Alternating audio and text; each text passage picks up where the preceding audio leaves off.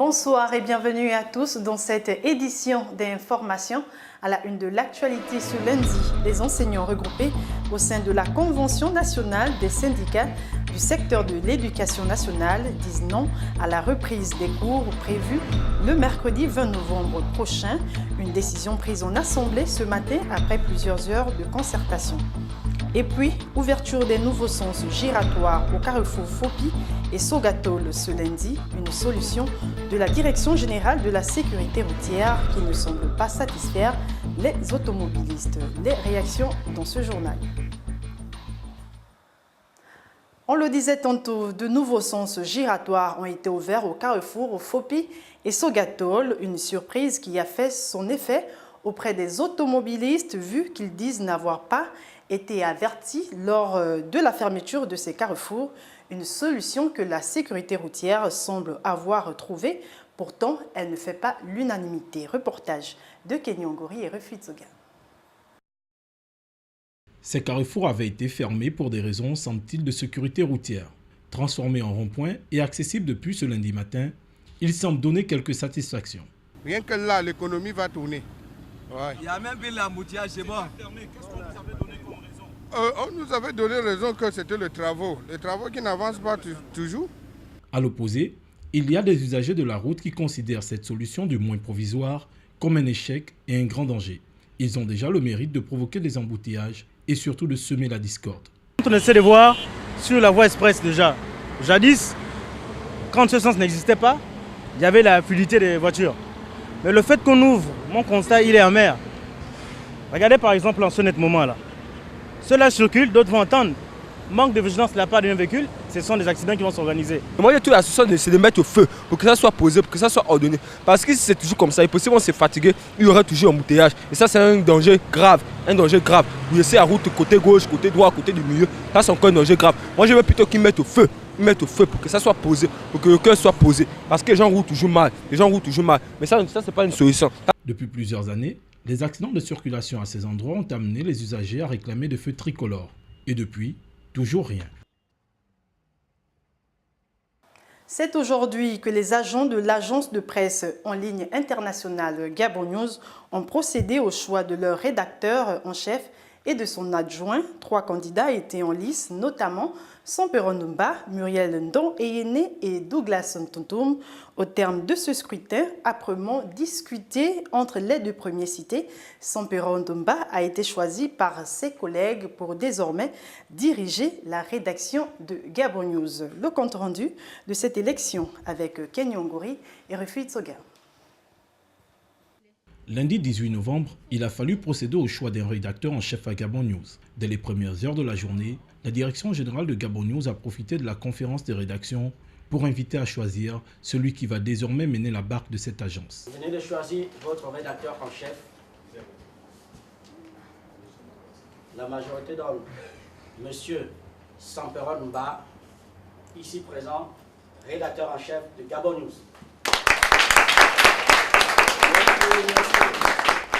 Au terme d'un scrutin discuté, c'est lui, Samperon Mbalogo, qui a été désigné pour conduire la rédaction au moment de sa migration vers la télévision en réseau hertzien.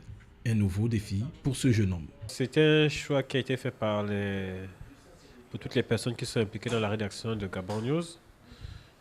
Un choix qui correspond certainement aux aspirations de la rédaction de Gabon News. Donc je ne peux que me satisfaire peut-être du choix qui a été tourné vers ma personne. Bon, le fait de passer en clair n'a pas une incidence ou une influence particulière sur le comportement que va avoir la rédaction de Gabon News. Nous avons déjà un journal télévisé régulier depuis 1 an sur notre web TV. La dynamique va rester la même, simplement qu'avec le passage en clair, il faudra peut-être augmenter le nombre d'éléments JT. Et cela veut dire forcément un peu plus de travail, mais la rigueur sera la même, c'est-à-dire informer nos téléspectateurs en temps réel et informer surtout de façon juste. Pour accompagner Samperon dans sa nouvelle tâche, il y a une dame, et pas de moindre, Muriel Ndon Eyene. Avec ces 2 personnes, la rédaction de Gabon News promet de relever les défis qui l'attendent aux côtés des autres agents. pour donner l'information juste et pour une télévision autrement. Pour la suite de l'actualité, sachez que les enseignants disent non à la reprise des cours prévus le mercredi 20 novembre prochain à Libreville. C'est ce qui ressort de la concertation de la CONACYCED ce matin, une décision qui serait due au malaise qui prévaut depuis quelque temps dans le secteur de l'éducation au Gabon. Les précisions de Marcel Tsonga et Rufi Tsoga. Ils ont répondu présent et très massivement à l'appel de l'un des leaders de la CONACYCED, après son passage du dimanche sur le plateau spécial relatif à l'éducation nationale. Une occasion de décider de la reprise ou non des cours le mercredi 20 novembre, tel qu'annoncé par la tutelle. Vous pensez que lundi, nous devons aller à l'école. Les filles devraient aller à l'école. Ceux qui sont pour moi, levez le doigt. Levez le doigt. Ceux qui sont pour que mercredi, ne passons pas à l'école. Pas le cours lundi. Pas le cours mercredi, pardon. Pas le cours mercredi. Bien. Je peux dire que nous avons voté à 100% de ne pas aller au cours mercredi. Nous sommes un syndicat autonome. De la même manière, nous sommes rentrés en grève. De la même manière, nous sortirons de la grève. C'est nous qui allons décider de repartir des cours. Cette tribune a aussi été une opportunité pour le leader d'appeler une énième fois les responsables de la République à faire montre de bonne foi. Les pouvoirs publics n'ont pas pris conscience du message envoyé par les jeunes, du message transmis par les enseignants. Parce qu'il y a un cratère entre les problèmes posés, la gravité des problèmes posés par les enseignants et les élèves et la réponse du gouvernement. C'est grave. Il faudrait que le président de la République reprenne la main sur la question de l'éducation.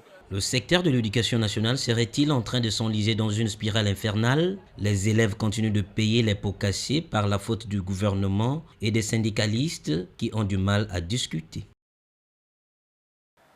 Toujours en éducation, lancement d'une série de séminaires, d'échanges et de formations sur l'organisation des examens et concours au Gabon, une initiative de la Direction générale des examens qui, pendant 5 jours, permettra à un expert de renforcer les capacités de plusieurs inspecteurs et conseillers pédagogiques du premier degré. Les explications de Marlise Nguema.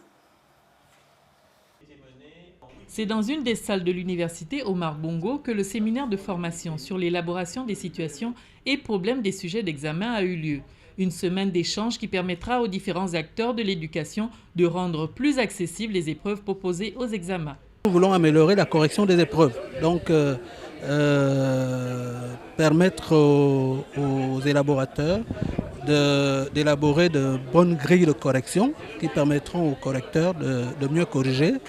L'intervenant de ce matin, le professeur Xavier, nous a fait part d'une expérience qu'il a réalisée avec dans un certain nombre de pays par rapport au bac, où on a pu établir un certain nombre de faiblesses et de forces qui ont été constatées par rapport aux épreuves. L'expérience de l'orateur choisi pour ce renforcement de capacité en matière d'éducation n'est plus à démontrer. Je pense tout d'abord qu'il y a vraiment une réflexion en profondeur à faire sur le profil de l'élève. Quel élève veut-on dans le secondaire? Quel élève veut-on dans le supérieur? Et en fonction de quel projet aujourd'hui pour la société gabonaise. La vision de l'excellence dans le domaine éducatif est aujourd'hui mise en avant par les plus hautes autorités de la République. L'occasion est donc donnée aux principaux concepteurs d'élaboration des sujets d'examen de renforcer leur expertise en la matière. En justice, on parle de l'ouverture ce lundi au palais de justice de Libreville de la 2e session de la cour criminelle. Plusieurs affaires sont au programme, dont celle de l'assassinat de la jeune Karen Phillips qui avait été retrouvée morte à Oyem en 1998. Le présumé assassin Hubert dit Jimmy Ondo, qui plaide non coupable, est passé à la barre ce matin. Après 15 ans d'attente, le verdict va peut-être tomber au cours de cette session. Plusieurs autres affaires sont également au programme. Et le sport pour refermer ce journal. Ça y est, l'Afrique connaît déjà 3 des 5 pays qui vont la représenter au mondial de 2014 au Brésil. Le Nigeria, la Côte d'Ivoire et le Cameroun ont décroché leurs billets le week-end écoulé à l'occasion des matchs retour qu'ils livraient dans le cadre des barrages. Le Nigeria, qui avait battu l'Éthiopie à Addis Abeba 2-1, a gagné à domicile 2-0. Le pays d'Obi Mikel sera donc à sa 5e participation en 20 ans. Dans le même temps, les éléphants de la Côte d'Ivoire ont obtenu un match nul à Casablanca contre les lions de la Teranga du Sénégal qu'ils recevaient au Maroc après la suspension du stade de Dakar. Le score de ce match était de 1 but partout, alors que la Côte d'Ivoire avait gagné 3-1 à Abidjan. Dimanche dernier, le Cameroun, qui avait obtenu le nul à Tunis en octobre, a malmené la Tunisie à Yaoundé 4-1. Ce mardi, les 2 derniers matchs opposeront l'Algérie au Burkina Faso et l'Égypte au Ghana, avec un avantage pour les Black Stars qui avaient gagné 6-1 à l'aller. Voilà, c'est tout pour l'essentiel de l'actualité de ce lundi. Merci à vous qui l'avez regardé. C'est un journal à retrouver sur les www.gabonnews.com. À demain 20h.